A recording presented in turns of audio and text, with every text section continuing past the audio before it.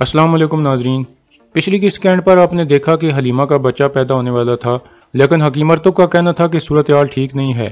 اس قسط کے آغاز میں حکیم ارطغرل باہر آتا ہے۔ ارطغرل پوچھتا ہے، ابھی کیا صورتحال ہے ارطغرل بھائی؟ حکیم ارطغرل کہتا ہے، ہمیں نا امید نہیں ہونا چاہیے سردار، لیکن پیدائش میں رکاوٹ ہو سکتی ہے۔ یہ سن کر ارطغرل بہت پریشان ہو جاتا ہے۔ اتنے میں سلطان کے جاسوس کا ساتھی آدمی وہاں پہنچ جاتا ہے۔ ارطغرل پوچھتا ہے، کون ہو تم؟ وہ آدمی کہتا ہے، ارطغرل صاحب، مجھے سلطان کی آنکھ نے بھیجا ہے۔ پھر وہ گلے سے لاکٹ اتار کر ارطغرل کو دیتا ہے۔ لاکٹ دیکھنے کے بعد ارطغرل اسے ساتھ والے خیمے میں لے جاتا ہے۔ دوسرے خیمے میں حلیمہ سلطان بچہ پیدا کرنے میں مصروف تھی۔ دوسری طرف ارطغرل اس آدمی سے پوچھتا ہے، سلطان کی آنکھ کہاں ہے اور اس نے تمہیں کیوں بھیجا ہے؟ آدمی کہتا ہے، اس کی شناخت ظاہر ہو گئی تھی، اس لیے اسے محل سے بھاگنا پڑا۔ ہم دونوں ملاقات کرنے والے تھے کہ ہم پر حملہ ہو گیا اور اس دوران وہ زخمی ہو گیا۔ مجھے اس کو ایک غار میں چھپانا پڑا۔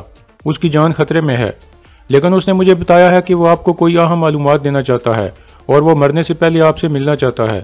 یہ سن کر ارطغرل کچھ سوچ میں پڑ جاتا ہے۔ دوسری طرف غار میں وسولیس اس جاسوس سے پوچھتا ہے، بتاؤ تم کس سے ملنے والے تھے؟ سلطان کا آدمی کہتا ہے، جہنم میں جاؤ وسولیس۔ پھر وسولیس کہتا ہے، اگر تم نے مجھے نہ بھی بتایا تو مجھے اس کا پتہ چل جائے گا جب وہ تمہیں بچانے کے لیے یہاں آئے گا۔ لیکن وہ آدمی اسے کچھ نہیں بتاتا، جس کے بعد وسولیس اس پر تشدد کرنے لگتا ہے۔ دوسری طرف ارطغرل کہتا ہے، ترگت، اپنے بہترین آدمی تیار کرو، ہمیں ایک ضروری ذمہ داری ملی ہے۔ سلطان کا آدمی کہتا ہے، اندھیرے میں واپسی کا راستہ ڈھونڈنا مشکل ہوگا ارطغرل صاحب۔ پھر الیار بھی کہتا ہے، صبح کا وقت ٹھیک رہے گا ارطغرل صاحب، تھوڑی دیر میں سورج نکلنے والا ہے۔ یہ سن کر ارطغرل رضامند ہو جاتا ہے اور پھر ترگت کو کہتا ہے، اسحاق کو بھی تیار کرا دو، وہ بھی ہمارے ساتھ جائے گا، ہمارا آدمی زخمی ہے۔ دوسری طرف سلطان علاء الدین حنلی بازار کے سرائے محل میں موجود تھے۔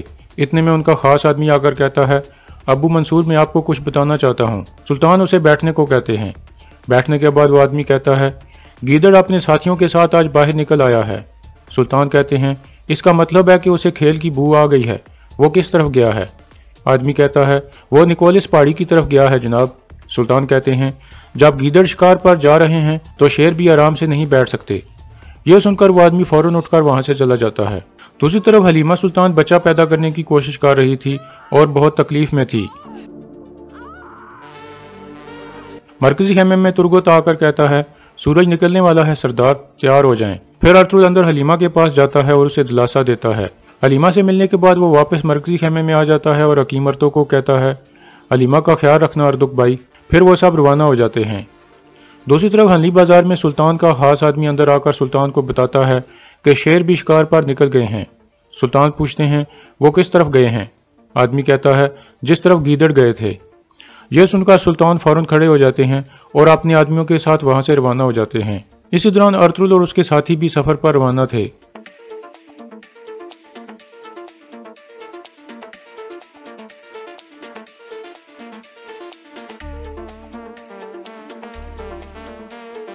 راستے میں ایک جگہ وسولیس کے آدمی چھپ کر بیٹھے تھے اور ان کو آتے ہوئے دیکھ لیتے ہیں۔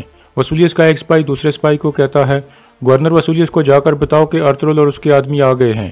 ارطغرل اور اس کے ساتھی ایک جگہ پہنچ کر رک جاتے ہیں۔ سلطان کا آدمی کہتا ہے، یہاں سے ہم پیدل جائیں گے۔ ارطغرل کہتا ہے، ترگت، الیار صاحب، محتاط رہنا۔ پھر وہ سب گھوڑوں سے اتر کر آگے بڑھنے لگتے ہیں۔ دوسری طرف ایک سپاہی وسولیس کے پاس پہنچ کر بتاتا ہے کہ ارطغرل اور اس کے آدمی آ گئے ہیں، وہ گھوڑوں سے اتر کر پہاڑی پر چڑھ رہے ہیں۔ وسولیس کہتا ہے، تو اس علاقے میں سلطان کا جاسوس ارطغرل ہے۔ کمانڈر کہتا ہے، ارطغرل بہت طاقتور ہو چکا ہے۔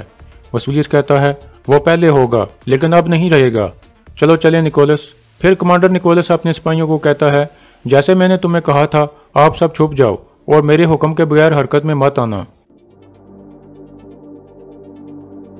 دوسری طرف ابن العربی جنگل میں ایک جگہ موجود تھے اور اللہ سے دعا مانگتے ہیں کہ یا رب ان کی حفاظت فرما جو آپ کے لیے لڑ رہے ہیں، ان کو کسی جال میں نہ پھنسنے دینا جو ان کے لیے بچھائے گئے ہیں، सिर्फ आप उनकी मदद कर सकते हैं।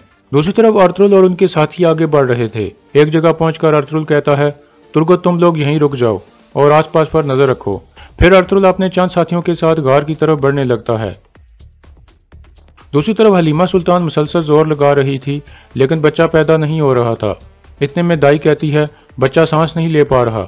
यह सुनकर सब परेशान हो जाते हैं। फिर दाई कहती है, और जोर लगाओ हलीमा सुल्तान, बच्चा आगे आ रहा है। हलीमा जोर लगाने लगती है, लेकिन इसी दौरान वो बेहोश हो जाती है। यह देखकर सब औरतें सख्त परेशान हो जाती हैं और उसे होश में लाने की कोशिश करने लगती हैं। दूसरी तरफ अर्तुगरुल और उनके साथी गार में पहुंच चुके थे। दरवेश इसहाक फौरन सुल्तान के आदमी की नब्ज चेक करता है और फिर कहता है, सरदार ये शहीद हो चुके हैं। यह सुनकर सब परेशान हो जाते हैं। अर्तुगरुल कहता है, यह वसूलियत का काम है। अलियार कहता है, वो हमसे पहले पहुंच गया अर्तुगरुल साहब। अर्तुगरुल को सोचने के बाद कहता है, यह एक जाल है अलियार साहब। फिर अर्तुगरुल बाहर की तरफ भागने लगता है। बाहर अर्तुगरुल के सिपाही एक जगह खड़े थे। इतने में सुल्तान अलाउद्दीन भी अपने बहुत सारे आदमियों के साथ वहां पहुंच जाते हैं और एक तरफ छुपकर खड़े हो जाते हैं। अर्तुगरुल बाहर आकर अपने सिपाहियों को कहता है, तैयार हो जाओ, ये एक जाल है। यह सुनकर सब अपनी तलवारें निकाल लेते हैं और चौकन्ने हो जाते हैं। इतने में वसूलियत के आदमी उन पर हमला कर देते हैं।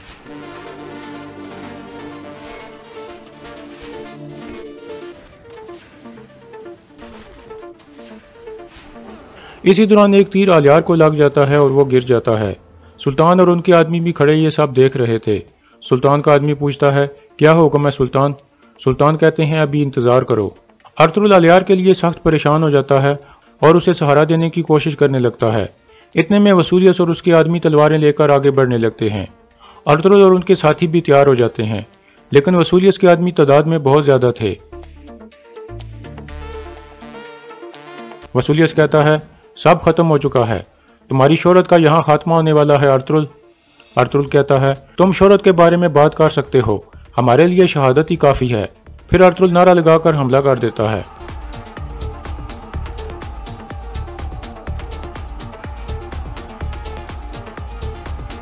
इतने में सुल्तान अलाउद्दीन भी हरकत में आ जाते हैं और अपने तीर अंदाजों को हमला करने का कहते हैं। वसूलियत के बहुत सारे सिपाही मारे जाते हैं। सब हैरान थे कि ये तीर कहां से आ रहे हैं। फिर सुल्तान और उनके आदमी अपनी तलवारें निकालकर वहां आ जाते हैं और वसूलियत के आदमियों पर हमला कर देते हैं। अर्तुगरुल भी अपने सिपाहियों को कहता है, हमला करो। इतने में अर्तुगरुल की नज़र सुल्तान पर पड़ती है और वो उनको पहचान लेता है और आहिस्ता से कहता है, सुल्तान, और फिर वो वसूलियत के आदमियों पर हमला कर देता है।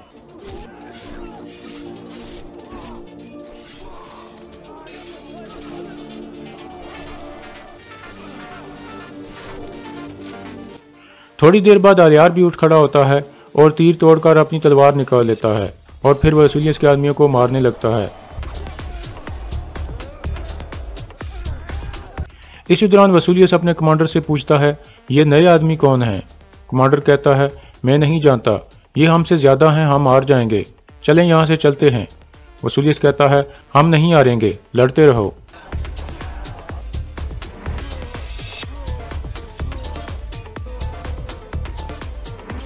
दूसरी तरफ हलीमा को होश आ चुकी थी और वो दोबारा बच्चा पैदा करने की कोशिश करने लगती है।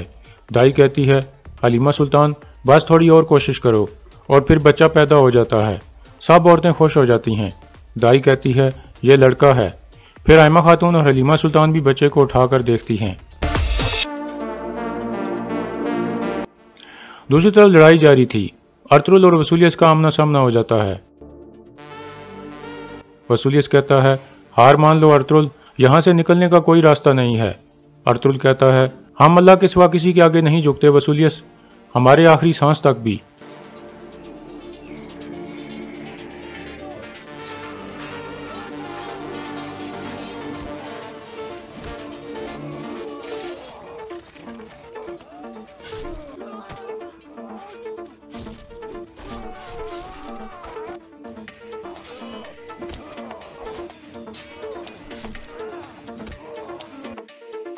इसी दौरान वसूलियत अलियार को पीछे से वार करके जख्मी कर देता है और फिर एक दूसरा सिपाही भी उस पर तलवार का वार कर देता है, लेकिन अलियार वसूलियत को पकड़ लेता है। वसूलियत कहता है, यह तो सिर्फ शुरुआत है। फिर वसूलियत उसे मुक्का मारकर गिरा देता है और अपनी तलवार हवा में बुलंद करता है, लेकिन इतने में अर्तुगरुल आ जाता है और अलियार को बचा लेता है। आलियार जमीन पर गिर जाता है। अर्तुगरुल उसे बुलाने लगता है। इसी दौरान वसूलियस का कमांडर कहता है, हमें जाना होगा जनाब, हमारे मकसद की खातिर हमें जिंदा रहना होगा। फिर वसूलियस उसके साथ वहां से भागने लगता है। अर्तुगरुल दरवेश इसहाक को आवाज देता है। इसहाक आलियार के पास आ जाता है और फिर अर्तुगरुल अपने कुछ साथियों के साथ वसूलियस के पीछे भागने लगता है। और यहाँ इस किस्से का इख्तिताम हो जाता है।